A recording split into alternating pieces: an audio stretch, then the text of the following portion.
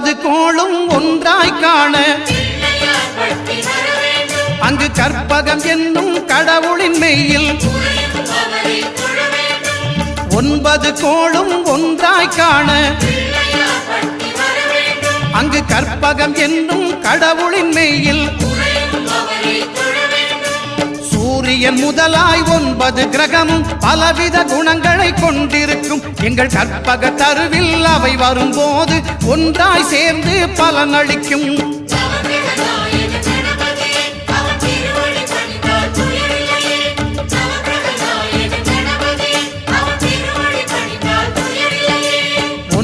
கோளும் ஒன்றாய் காண